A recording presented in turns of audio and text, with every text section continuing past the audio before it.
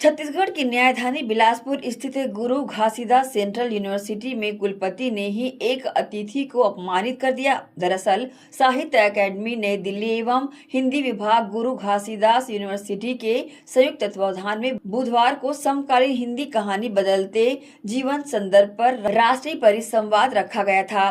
कार्यक्रम में यूनिवर्सिटी के कुलपति प्रोफेसर आलोक कुमार चक्रवाल अपना आपा खो बैठे और उन्होंने एक साहित्यकार कथाकार मनोज रुपड़ा को अपमानित करते हुए कार्यक्रम से बाहर ही निकाल दिया।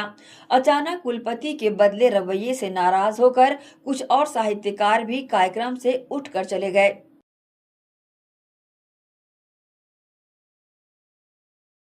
चलिए निकलिए बाहर यहाँ से।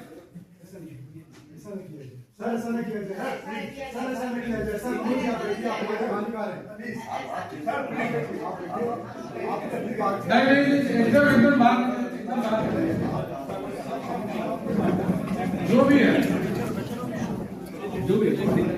महोदय, आपको अगर अच्छा लग रहा है तो आप ही जाए। नहीं, आपको अच्छा नहीं लग रहा है तो आप ही जाइए। नहीं ठीक है, हमने बुलाया था तो हम जाने के लिए कह रहे हैं। अरे ठीक है भाई, जाइए आप यहाँ से।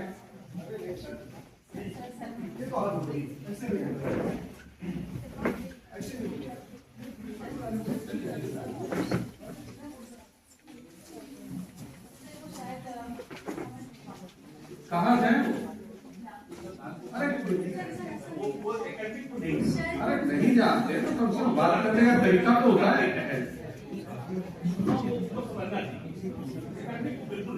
कैसे बुलाया कैसे? आप बुलाने में आपको देंगे, हम इस चीजों को थोड़ी बता सकते। चलिए बैठिए।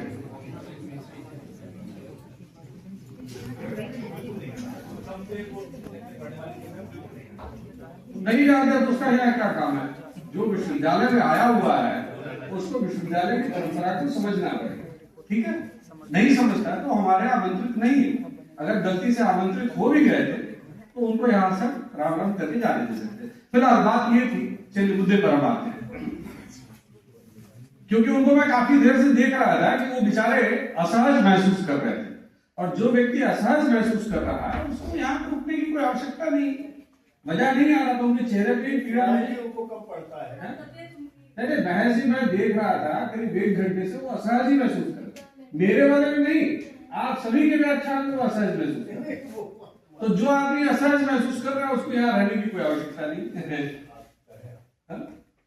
तो फिलहाल हमारे भाई, अब आप लोग पुनः अपने पुराने उसमें आ जाए। तो हमको हमारे जो माननीय गुरुदेव थे, उन्होंने कहा चलो हम तुमको अपने पिताजी की कविता सुनाते। हमने कहा ठीक है सर, चाय अंदर लड़की पड़ी हुई है। तो उन्होंने पिताजी की कविता सुनानी शुरू की, और पिताजी की कविता का पहला लाइन था कि कुएं में से पानी निकाल रहे हैं, और पानी निकाल रहे हैं तो वो कह रहे हैं कान्हे को डोल में ढोलक पाए। ये कविता में उन्होंने पहली लाइन सुनाई, और लाइन ये थी, उसका भावार्थ